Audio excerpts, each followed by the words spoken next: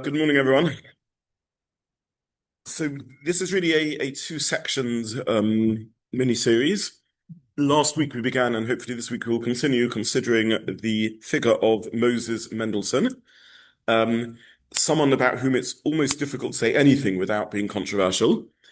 And I want this to feed into probably what will only be after the summer break, a look at Haskala and try and understand the impact Moses Mendelssohn had on the development of Haskala and the spread of um, Western thinking or enlightened, so-called enlightened thinking from West Europe into East Europe and the different manifestations, the different ways it's expressed itself from the emergence of reform and liberal ways of thinking in Germany itself through to the Eastern European version of Haskala. So this is quite a broad and controversial topic.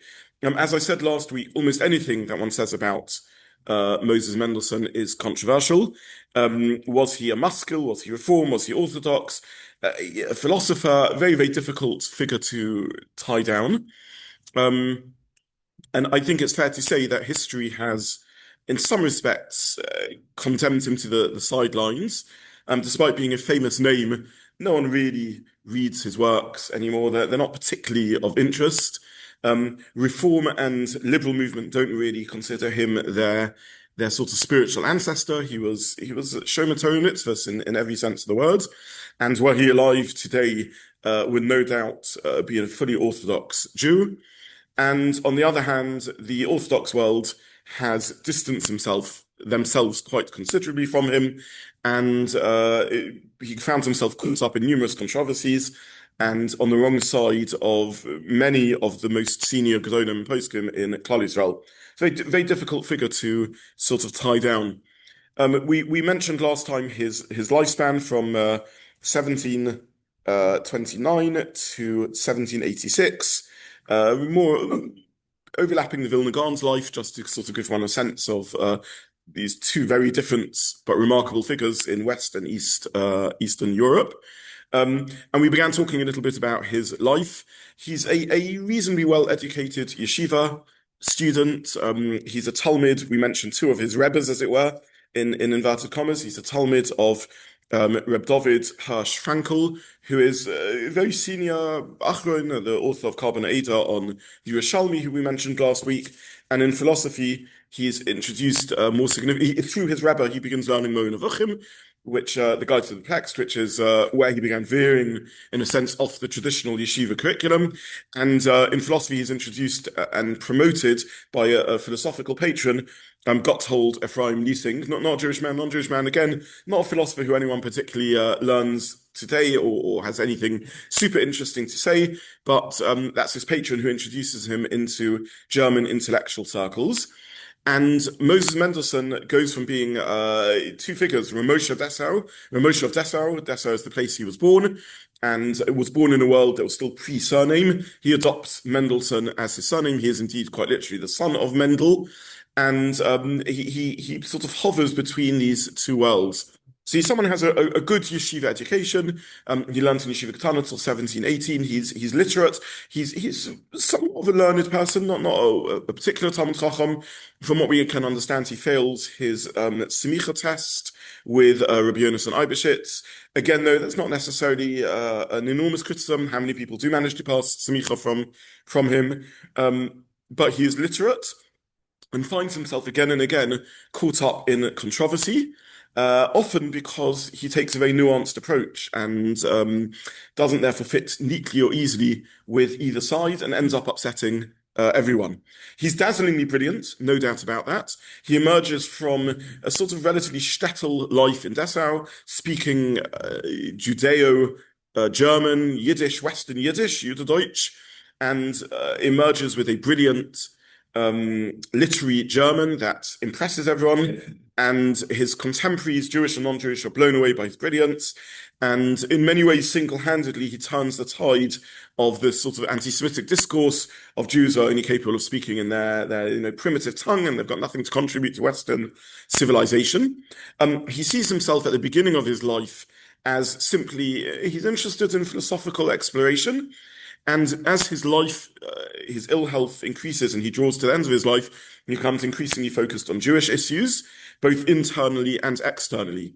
There's no doubt that he saw his life as dedicated to defending the latter part of his life, as using his influence to defend the Jewish people.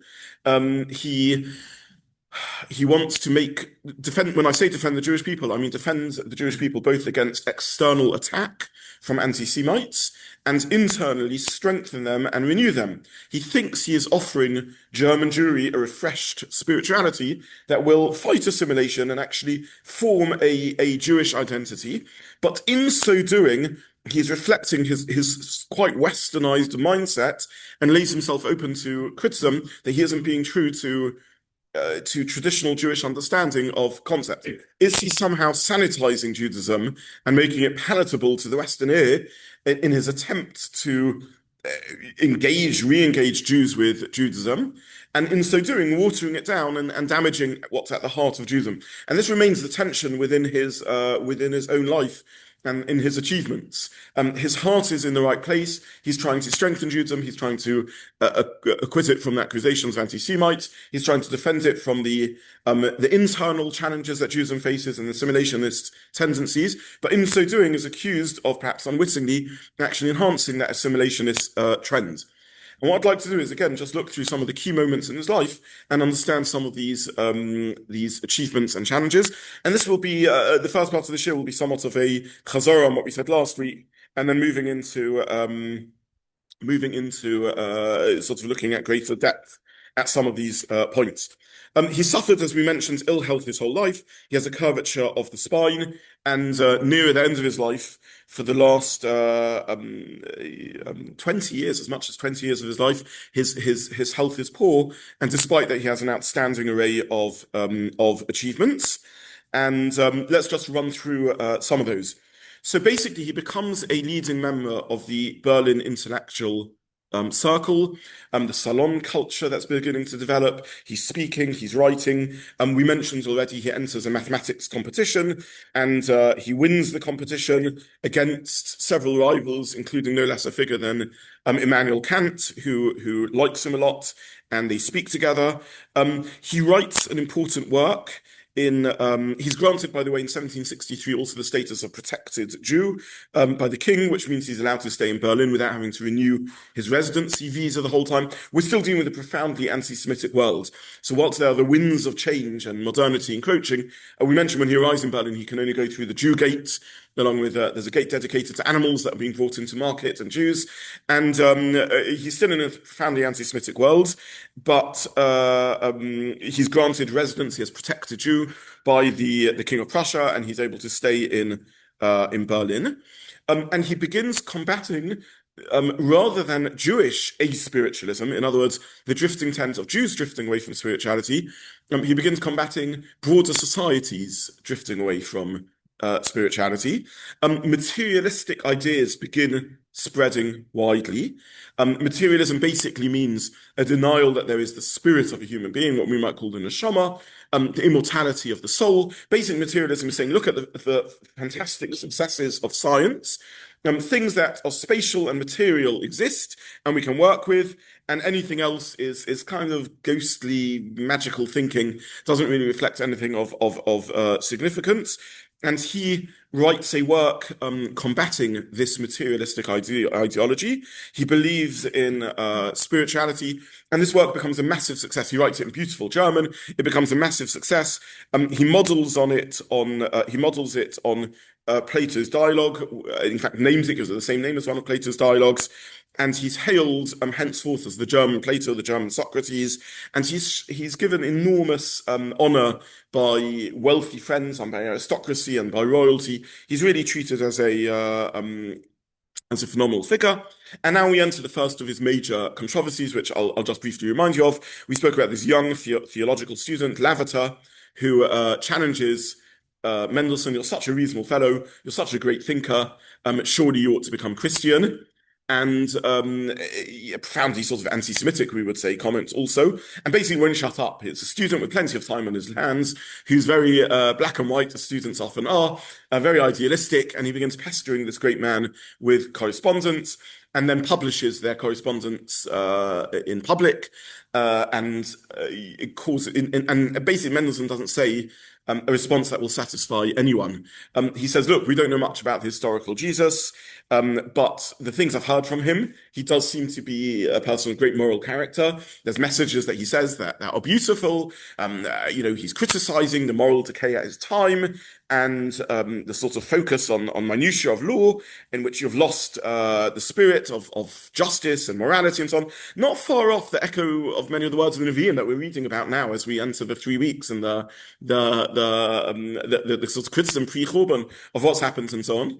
But of course, no Jewish person is going to love this sort of style of response. But he says equally, just because I think that he was a moral thinker doesn't mean that I'm going to become Christian. I don't accept many of the claims of Christianity. I might like some of the ideas of Confucius, doesn't mean I become a Confucian. I might like some of the ideas of Buddha, doesn't mean I become a Buddhist. This is a ridiculous claim. His health deteriorates as we enter into the 1770s, perhaps because of other medical problems, perhaps because of the stress of his very public controversy with Lavater, in which he sort of finds himself hijacked in a profoundly anti-Semitic world and having to criticize Christianity. It's a very awkward position to be in because he's being asked to explain why he doesn't want to become Christian. And in this latter period of his life, for the last sort of 15 years of his life, while he's suffering from ill health, he writes several important Jewish works. He writes his Biur, which is his translation into German of the Torah of Tanakh.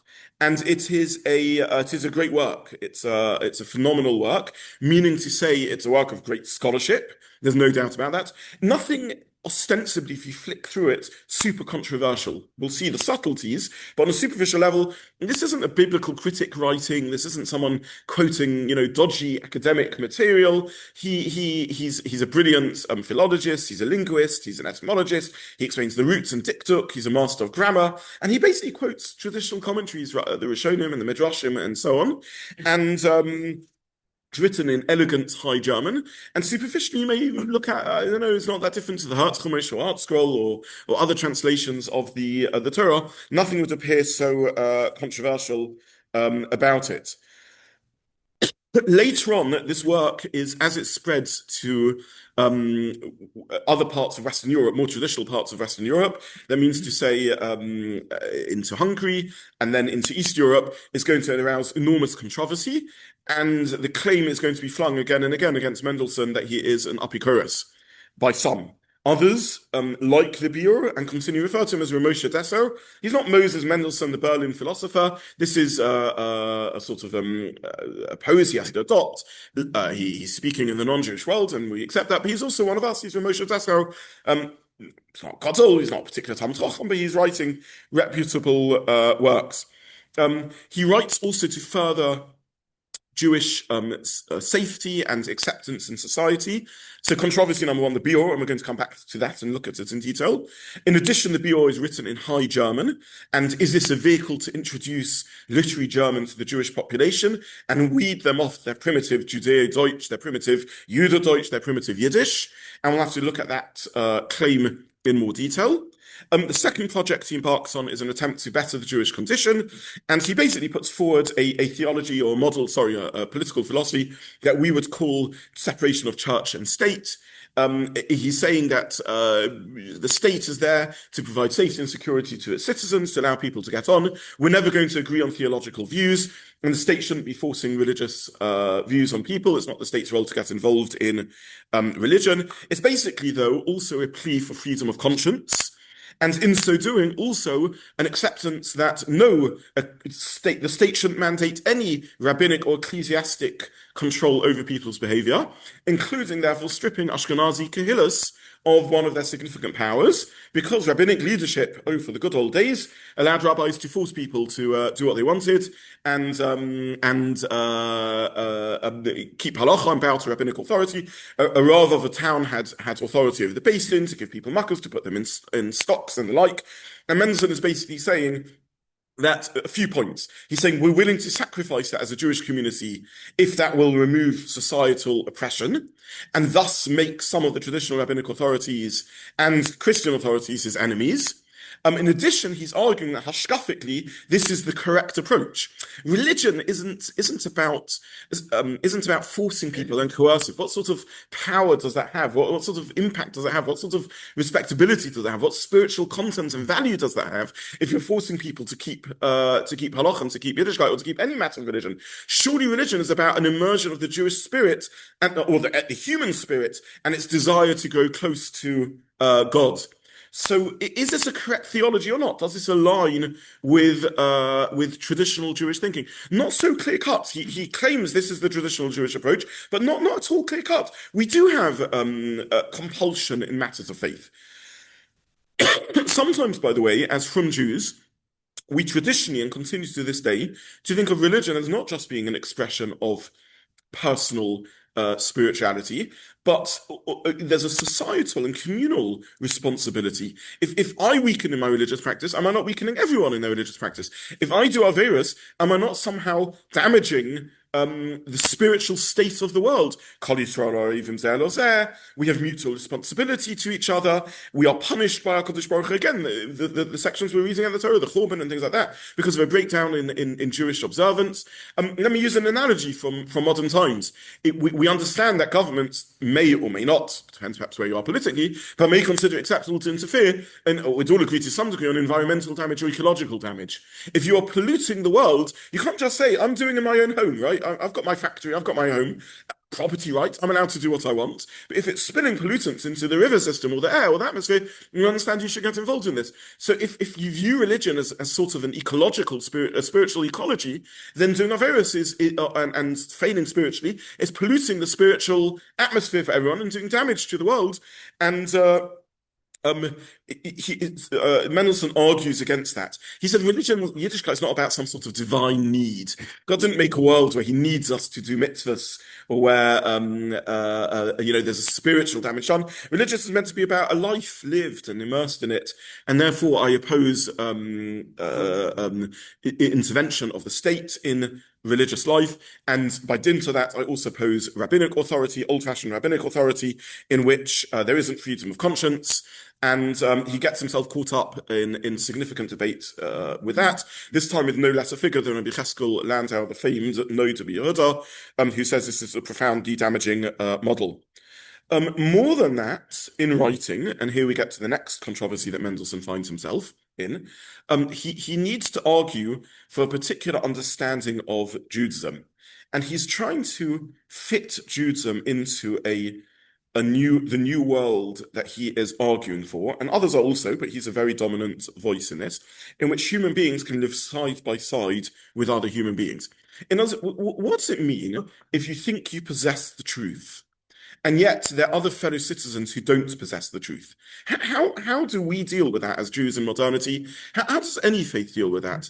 And we're aware of the sort of raging controversies, even in 2026, around fundamentalism and the like. If you are a sincere believer in Judaism or in Islam or in Christianity, what does it mean not to coerce your fellow citizen?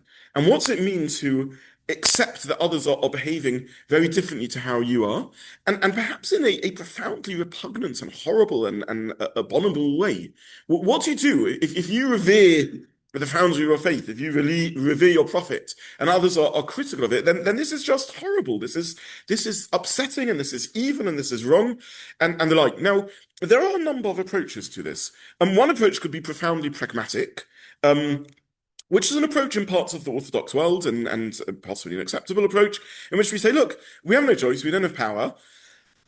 The result of people trying to impose belief on others ends up worse than sort of stepping back. So I see anyone who disagrees with me and doesn't take my stance in Emunah and B'tachon and the like as a corroded individual, a corrupt individual, as a dishonest person. But what can I do?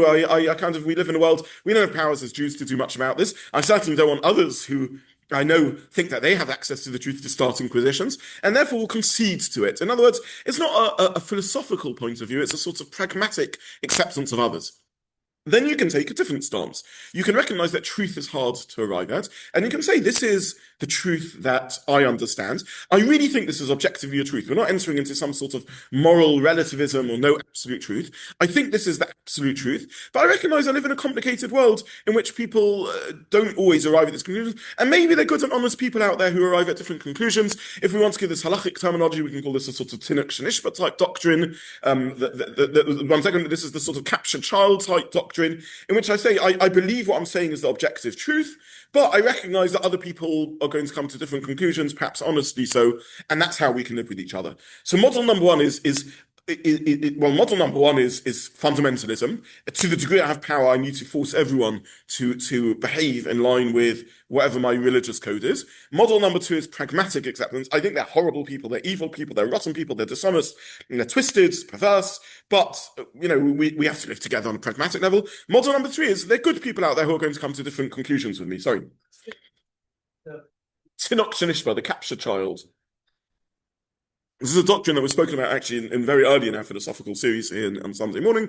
And the idea, I call it my Mongolian goat herd. The idea that there could be a person who the terminology really, the source of are people familiar with this terminology at all? The source of terminology is the Gemara and Shabbos, but extended by the Rambam and extended further in more recent times by many of the great Acharonim, to say that even though we have on the books a concept of heresy, and a heretic has to be dealt with very severely, we recognize not everyone who holds heretical views is actually a heretic, because they don't know any better. They're a captured child, as it were. There's someone who was raised in a milieu, in a culture in which they weren't given access or led to take seriously religious beliefs, and therefore they've never really thought these things through in a manner in which we can judge them for not arriving at emunah and the like. So that's a third approach. So you can have fundamentalism, where we indeed aim to force everyone to keep what we believe. We can have pragmatic tolerance, where we just reluctantly accept different people are going to have different views and we have to live with it. And we can have more philosophical tolerance, in which we accept, even though I possess absolute truth, however, not everyone has access to it. There could be honest, decent people who don't arrive at it. The next two positions that I'm going to put forward are hashkafically controversial, and this is where we're heading into sort of Mendelssohn territory. Yes. Sorry. First one. So the question asked is this: it's only within the Jewish community or even externally? Well, we do have a form of external compulsion. We have Sheva Mitzvahs and Noachide laws. And people that don't accept Noachide laws, at least in principle, are liable to punishment. Now, I think we'd all be okay with that if it was some of the Noachide laws, maybe murder or not setting up justice systems and the like. But when it comes to pagan worship or sexual immorality and the like, well, maybe where we set the boundaries is different to where society sets the boundaries. We come to now. The truth is, you have to analyze the sugya. Is there a duty on us to go and wage war, holy war, to enforce the keeping of the Noachide laws? The answer is there isn't, as it happens. But within Eretz Yisrael, there is an obligation of Noachide laws. So again, I'm not here trying to unpick the sugya. I'm just saying, in principle, you can understand why a believer would be a fundamentalist. And there are two pragmatic responses against that. First is we have to live together. Pragmatically, even if we think the other person is horrible and corroded. And the second is maybe good people can make mistakes, and maybe that's a second way of living with it. Then we get more into, none of this is all of this is very far off, sort of your truth and my truth and no objective truth. Then we get to a third stance, which is where Mendelssohn is coming from. And Mendelssohn says a number of things. The first thing is, he says, I don't think there's a point in enforcing religion. I think religion has to be something that comes from within. It has to be a genuine sense of spirituality, and you can't impose that. I think, again, one would have to judge the correctness of this formulation by Jewish tradition and so on. But I think one can, and halachic source and so on, but I think one can relate to where he's coming from. And even if incorrect, it's in line with the fundamental Jewish truth. In others, even if pragmatically we enforce certain religious precepts, that's we understand that fundamentally he's right, that Yiddishkeit has to come from within. Though maybe there's a limit to how far that goes. At the end of the day, someone who is profoundly uninspired, it's better that they keep Shabbos and don't do acts of Chil Shabbos rather than that they do acts of Chil Shabbos. So how far do you take this idea? Then Mendelssohn puts forward, though, another step in his claim. And here there are echoes of Maimonidean Mo Nevuchim thought, but given a Mendelssohn spin. And he argues as follows. He says the truth is that what really matters to HaKadosh Baruch Hu is our relationship to God, our morality, our spirituality, and the like. Why do we have Torah and mitzvahs? Because this is a system to arrive at these goals. And in that sense, he isn't dissimilar to the Mo Nevuchim. And we've discussed this previously, in some ways, even the Kabbalists agree with this idea, that mitzvahs are a means to a deeper end. We don't just keep a mitzvah because it carries within it the sum totality of content. It's there to help us achieve other more profound, significant ends. So, for example, Shabbos, we keep Shabbos, but Shabbos is there to remind us of Maaseh Bereshis, or to remind us of Yetzias Mitzrayim. And even Yetzias Mitzrayim, the Exodus, which is a national story, really matters because it tells us more fundamental truths, such as how God runs the world, his ability to intervene in history, miracles, the obligation to look after the needy and the vulnerable. So when we sort of dig deeper, the point of keeping Shabbos isn't just keeping Shabbos. The point of mezuzah or tefillin isn't just having a mezuzah up in your house, having tefillin. It's there to mold us into being a certain sort of human being and change us in fundamental ways. Even chukim, sharpness and the like, kashrus, we may not know the specific details, but the Kabbalists would say there are specific details behind them that teach us something. The Rambam and Mo Nevuchim would say there are specific reasons behind them that teach us something. Even if it's nothing less than a certain degree of humbleness and subjugation to God, there's a deeper purpose behind the mitzvahs. They don't stop. And the Torah itself again and again tells us that Leman Tizkor, the purpose of doing these mitzvahs is in order to remember. The Torah says, B'chatz b'chaim, choose life. There's good and there's evil. There's a deeper truth behind Judaism. Now, once we understand there are deeper values, we need to ask ourselves, what is the purpose then of Torah and mitzvahs? And the answer is twofold. Because we have to listen to God, because he revealed himself to us, and because this is the means to reach the end. Is it possible to reach the ends of that depth of relationship without those particular means? Says the Rambam Mo Nevuchim, yes. And maybe there are great figures, rare figures in history who have achieved that. Maybe even Aristotle and Plato got somewhat close to these amazing goals. However, we Jews are lucky to have the Torah because it gives us a system in which a structure in which we can achieve that. And we have to do so because we are covenantal, we are committed to it. We entered into an agreement with HaKadosh Baruch Hu. We are thus commanded and instructed to so do. So this is so far not very controversial, though we're edging towards controversy, and this ties up to so much else of what we've previously spoken about, because it's really the interface between reason and revelation. And Mendelssohn is there on the cutting edge of this interface between reason and revelation. And he is saying that there are a number of spiritual goals that all humans share, that are the deeper truth or fundamentals of Yiddishkeit, and then Judaism is a system of rules to help us get there. But not everyone needs those rules. There could be a rare individual who could manage without them, says the Rambam in his Mo Nevuchim. In some respects, we could look at the Others, for example, the Others and the Emos and the Shvatim. These are surely great spiritual figures who didn't have the structure Torah mitzvahs.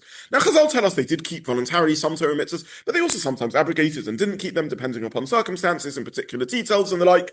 So the idea that a spiritual person can arrive at a greater moral and spiritual truth, can arrive at the spiritual moral truth that the Torah wants us to get to without, in principle, Torah and mitzvahs, and Moses Mendelssohn is drawing out of some of the ideas of the Rambam and Mo Nevuchim.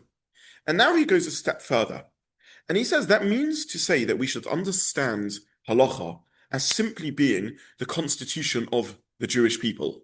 This is just a set of rules. Every society and every culture needs its constitution, its rule book.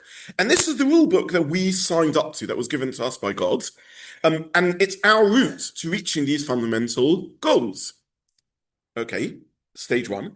And stage two, is it true to conceive of the possibility that different cultures and different communities and different human beings and different societies would do better by having a different set of rules to allow them to reach to that fundamental goal and outcome?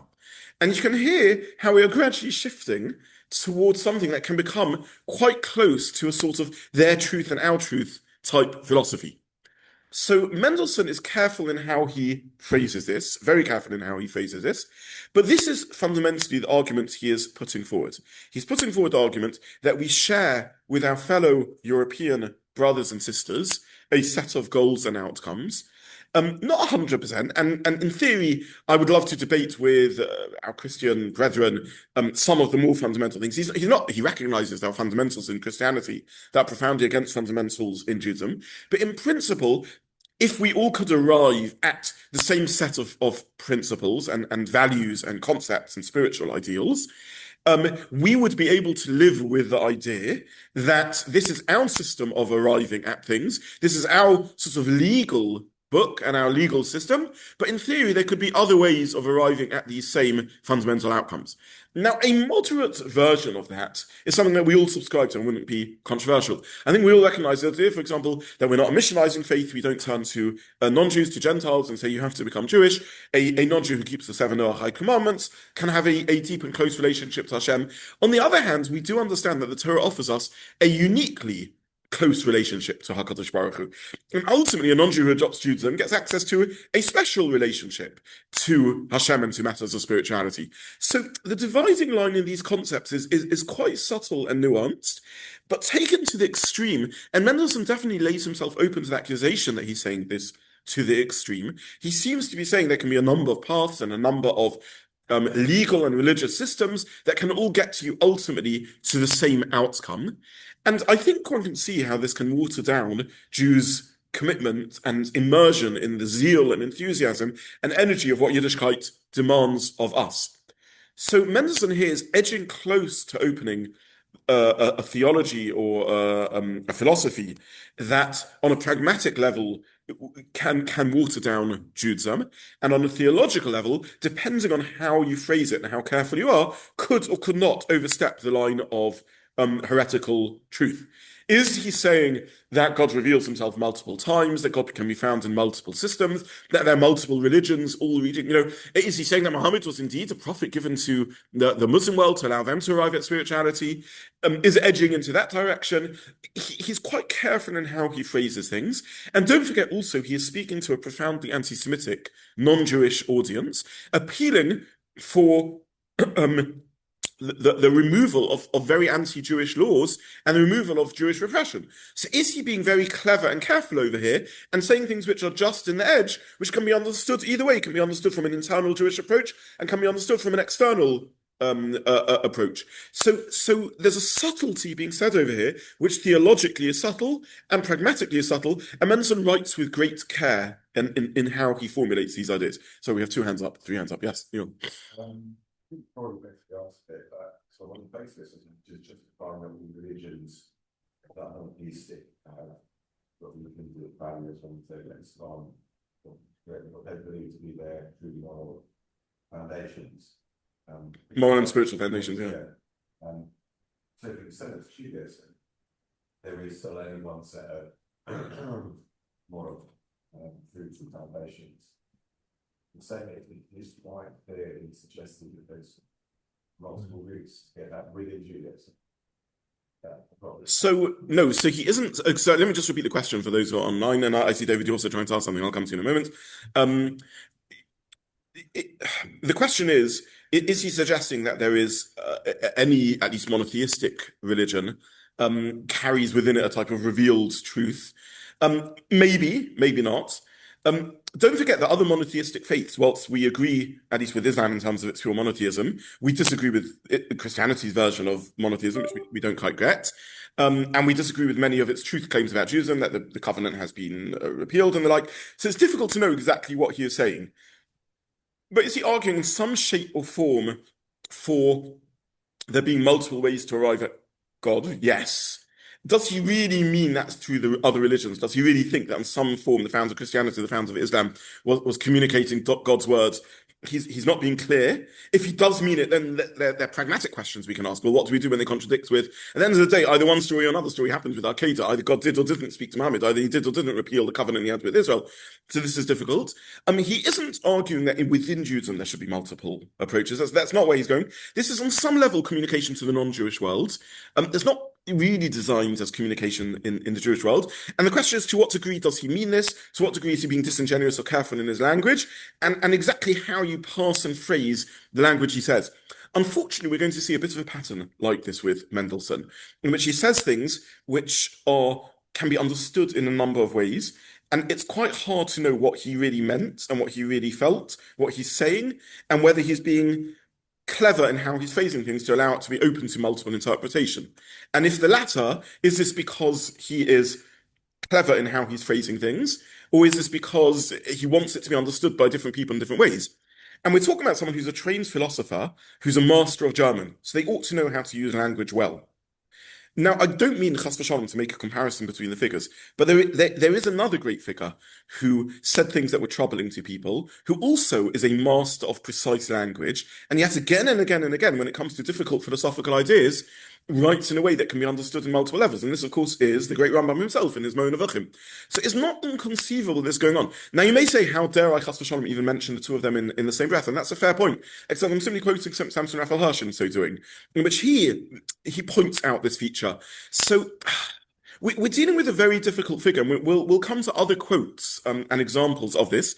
But he is, and by the way, we will all remember in our own lifetimes a great Jewish thinker, Rabbi Sachs, who said something around this territory of multiple paths and ended up in a lot of trouble and then tried to clarify what he meant to say and the like. And again there, depending on which tune you read what he said, it can be understood upon multiple levels. Was he saying something very mainstream, or was it controversial? It wasn't Kashon Kafir or anything like that. But how edgy is the statement meant to be? These are very very difficult, very difficult matters. But sorry, I'll go on to Avram, and then David, I'll come to you in a few minutes. Yeah. Well, it's okay. Mine was about Rabbi Sachs, so you don't need to Okay. come to me. Yeah. Okay, fine, great. Okay, I thought someone was going to raise it, so I might as well raise it myself. Yes. Avram, sorry, answered. Okay. Yes, sorry. Are you saying that Mendelssohn was not conscious of possible controversy in the Jewish world that he subscribed would arise, would arouse, or he knew and quite a good drummer? We don't know. So the question is, was Mendelssohn conscious of the controversy this would arise? We don't know. Was this written for the non-Jews? Did he really mean this? And what exactly did he mean? Very, very hard to tie down. There's no doubt, I think, that the sum totality of his work and his legacy was that it inspired some Jews and kept them engaged with Yiddishkeit, and for others weakened their watered down their enthusiasm and their commitment.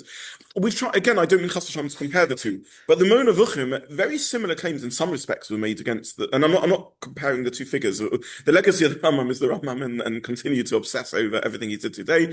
And the Rambam, he was the pillars of the halachic system. And sadly, Mendelssohn, in some respects, has been consigned to irrelevance. So I don't mean chas v'shalom to compare them, but there is no doubt that there's aspects of the theology of the Mo'en Nevuchim that some people find is the only way they can stay connected to Yiddishkeit, that sort of rationalism and philosophical rigor that he brings, and others find it weakens their sort of enthusiasm and energy. We've spoken about some of these ideas before.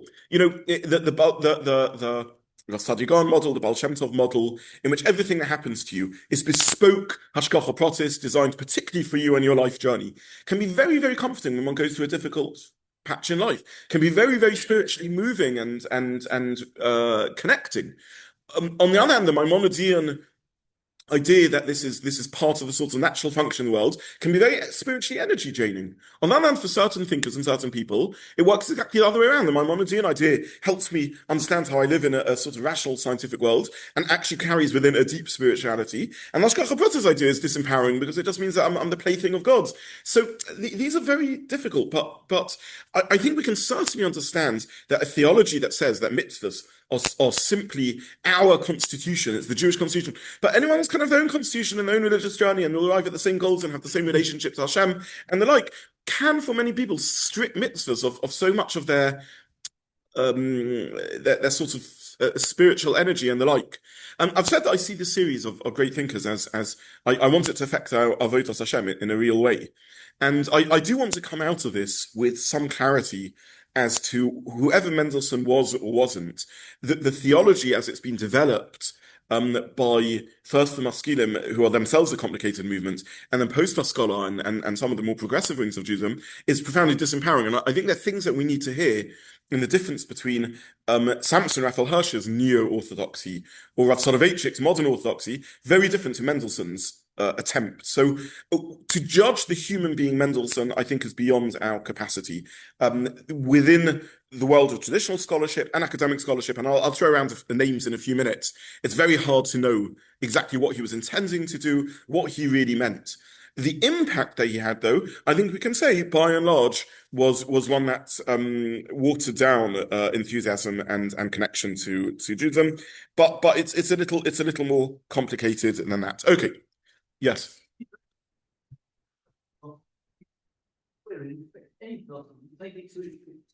Yes. Then it all breaks down, because like I'm thinking about what we do with the Baal Shem Tov as well. The argument about the Baal Shem Tov at the time was that by extending what he said to an extreme, people thought that, what he was saying, was had a certain Judishness, and I'm sure the same with the Rambam. So that any Jewish philosopher, I think, that's coming up with something that's different, saying an idea, trying to deal with the moment they're living in. And then you're looking at it a couple of hundred years later and saying, well, look, this could progress to that. So that doesn't do that. So within that's a very fair comment. The question is, okay, it's easy with 200 years of hindsight, but any philosopher saying something lays themselves open to this vulnerability in Switzerland. It's absolutely true. What makes Mendelssohn unique is that within his own life, this was controversial. This is not, in hindsight. This is a figure who is enormously controversial enormously controversial within their own lifetime, and is a very complex, talented individual who wrote with great precision complicated ideas in a nuanced manner that certainly on a real world level ended up upsetting everyone. And on a philosophical level, it's difficult to know which side of the border he was at. This is not an attempt to criticize him. And I would simply say, those who are only listening to this share, please listen to last week's share also, because this share has to be balanced with last week's and understanding the complex figure that Mendelssohn is.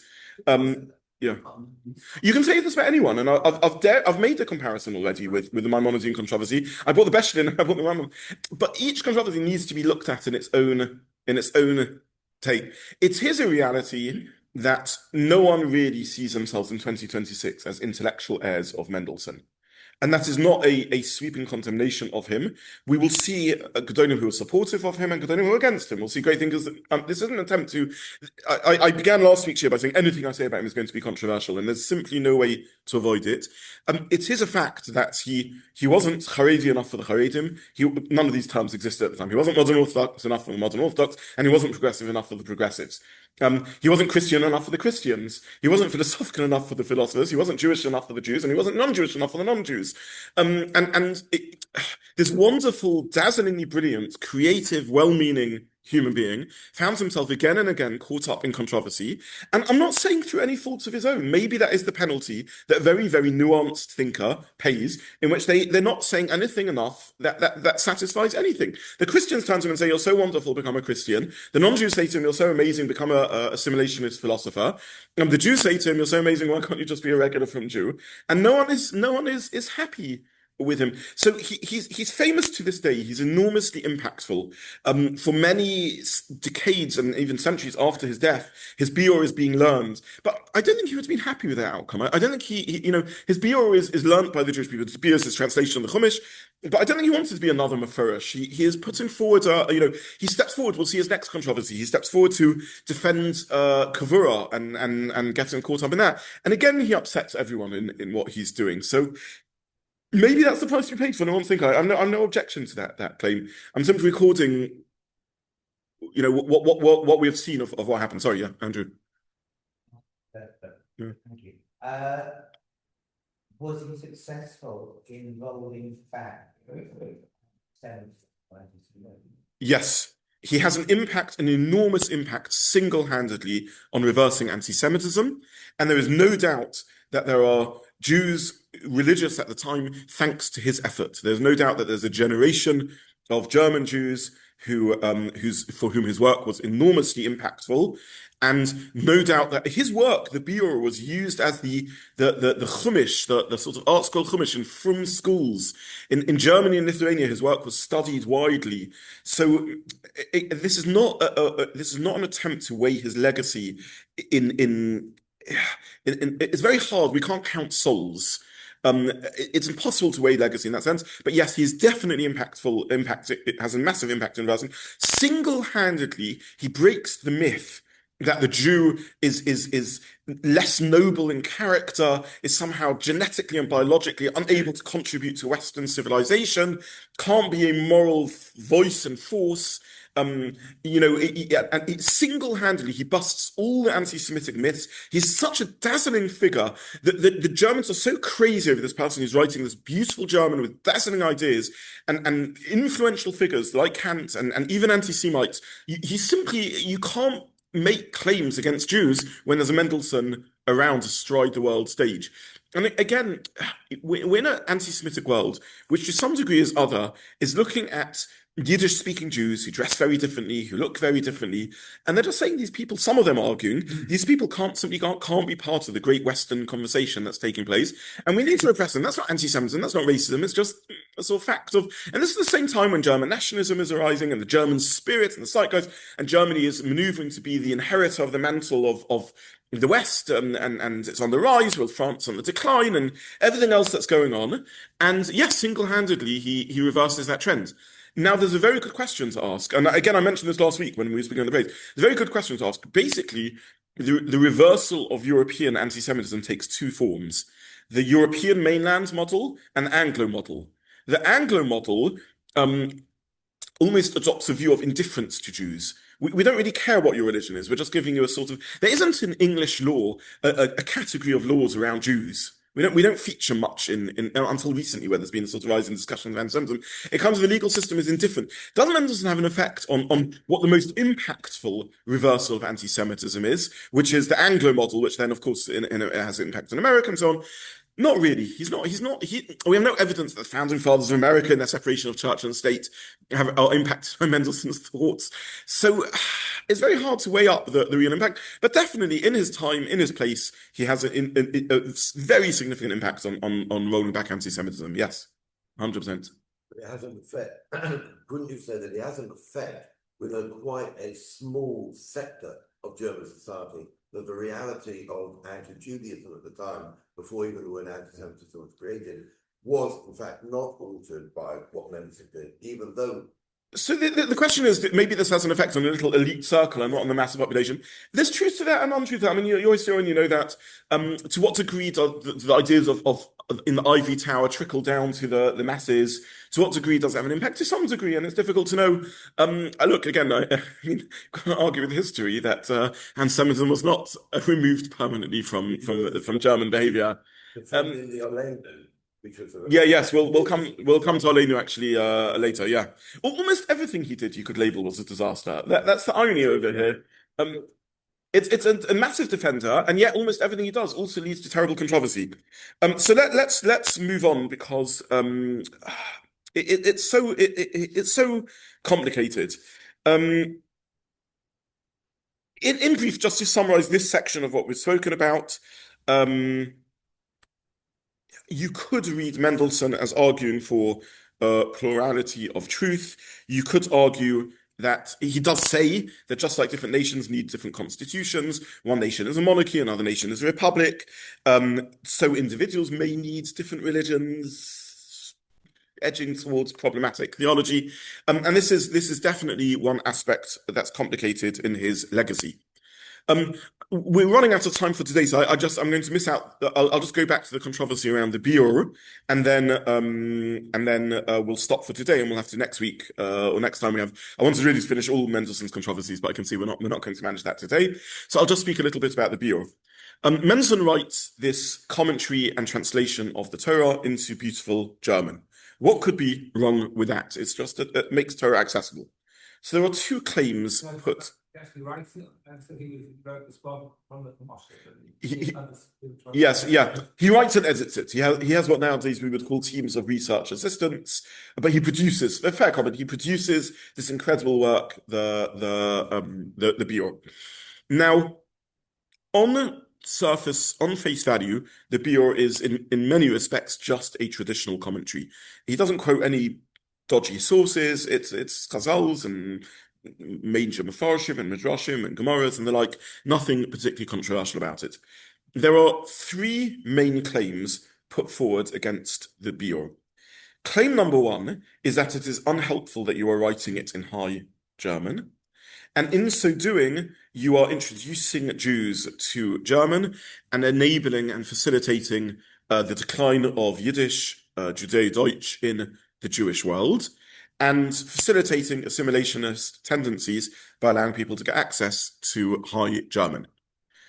The second claim is that the work has heresy and apikoros kafira in it. And the third claim is it doesn't have heresy and kafira in it, but it represents a mindset, which is another example of dilution of Judaism. Now let's take each claim by itself. Was Mendelssohn's agenda to help Jews study German? Or is his agenda for a Jewish world that's already speaking German to allow them to access Jewish texts? Hard to know. It is a fact that if you're a yeshiva bacher and you only spoke Judeo-Deutsch, the Biur was a way that we know historically people used it to study German and to develop their ability to speak High German. What's so bad with that? I mean, we all speak English, and in this room, maybe none of us, maybe few of us speak Yiddish. Who really cares? Well, if you view Judaism as not just as a constitution for some human beings, I'm being overly harsh here, and just as a legal system that some humans follow to arrive at shared human goals, if you view Judaism as Jewish uniqueness, Jewish specialness, Jewish chosenness, and you see it as an immersive experience, it's not just a set of laws that we keep. We are German in every respect. We're the same as all our fellow German citizens. We just have our own set of rules around practices like kashrus and the like, which is our constitution. But if you view it as an immersive culture, which is character forming and frames your whole sense of culture and identity, then having a Jewish lingo, a Jewish language, and Jewish dress, and Jewish mannerisms, and Jewish ways of talking, and Jewish ways of behaving is part of Jewish identity. The danger of taking a sort of Mendelssohn model far is that you end up with a type of universalism that loses particularism. Is Judaism just about morality and God and chesed and so on? Do we end up with a type of what actually makes us then in our goals different to anyone else? Is there any unique Jewish message over here? So Mendelssohn's, if his intention is to cause a disengagement with the Jewish language, in so doing, is this part of a broader package in which he's removing Jewish particularism, and does this tie into some of his other work in which he's anyway been accused of pandering or appealing to this idea that actually Jews are just on an identical journey to everyone else. We're all involved in modern day parlance, you might say tikkun olam, we're all involved in this just sort of a pluralistic aim of achieving good outcomes, and Judaism is just to a particular path to this. Is this another aspect of weakening and watering down Jewish identity? So this is one set of claims advanced against Mendelssohn, that even if there's nothing treif in the book itself, the whole project of translating the Torah into, no, Jews should learn Hebrew, Jews should translate the Torah and become literate Jews. By the way, Mendelssohn himself writes bemoaning the lack of Jewish literacy and the lack of Hebrew knowledge in a very in a very beautiful way. He's bothered by it, but then he says, okay, therefore I'm going to translate the Torah. Is that a good thing, or is that a weakening of things? Don't forget, by the way, that Germany is the center of the battlegrounds between the Protestants and the Catholics, and one of the big changes that the Protestants made in the world was translating the Bible into native languages, we into English and into German and the like, instead of it only being in Latin. And with that, a number of things occur. You remove the authority of the central Catholic Church, in the case of Catholicism, to explain what the Bible is. You democratize and make spirituality accessible to everyone. On some level, we could say that in Jewish terms, Protestants are more like Karaites. They remove the Catholic headquarters' ability to have a sort of Torah Sheba'al Peh and interpret things in their traditional way, and allows everyone to open the text and say, "Well, I don't see this as what the text is saying. I think it's saying something else." If you have that's what's going on in Germany at the time. Mendelssohn is people say label Mendelssohn. He's the Luther of the Jews. He's the Martin Luther of the Jews. He is the one releasing the Torah from the shackles of rabbinic control. If the only way you can access Torah is by learning for years in Cheder and Yeshiva and the like, and in so doing, you are immersed in a rabbinic environment in which you're trained to read the Torah in line with Torah Sheba'al Peh, you're less likely to sort of look at the text of the Torah and say, well, I think I can read it differently. If you're given access to the text directly, not mediated through years of learning, even though the Biur gives traditional commentaries, are you opening up the possibility of a liberalization of access to sources? Are you rupturing the Torah from its Torah Sheba'al Peh twin from the Gemara? Is there a weakening there also? So these are some of the claims that are being made against Mendelssohn. What we might think of as ostensibly a wonderful thing, the translation of the Torah, is undermining in yet another area traditional Jewish identity. We've run out of time now, so we're not going to have a chance to explore the next two claims made against the Biur. But just to summarize, a picture is emerging, true or untrue, but a claim can be made that this nice yeshiva bacha Moshe Dessau is also Moses Mendelssohn. He is diluting Jewish identity again and again. He's arguing that Torah should be viewed simply as we have these very universal goals shared by the rest of humanity, and Torah should be viewed simply as our constitution, but everyone has their own republic, their own system of laws. He's translating the Torah and thus removing another area of Jewish uniqueness, our unique Jewish style of talking and moving and interacting. In so doing, he's allowing a rupture with Torah Sheba'al Peh and a liberalization, a democratization of access to Torah.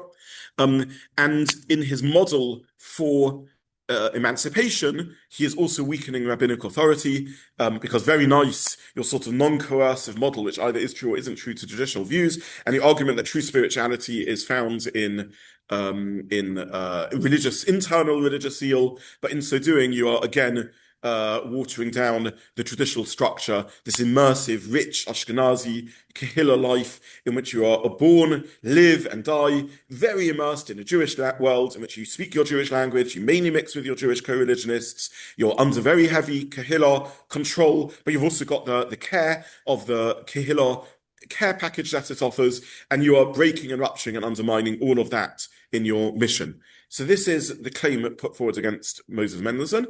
Next week or next session that we have, we'll look at the counter. We'll look at a more serious set of claims against Mendelssohn, in which he's actually accused that there are heretical ideas in the Biur, and we'll have a look at the truth or untruth of those claims.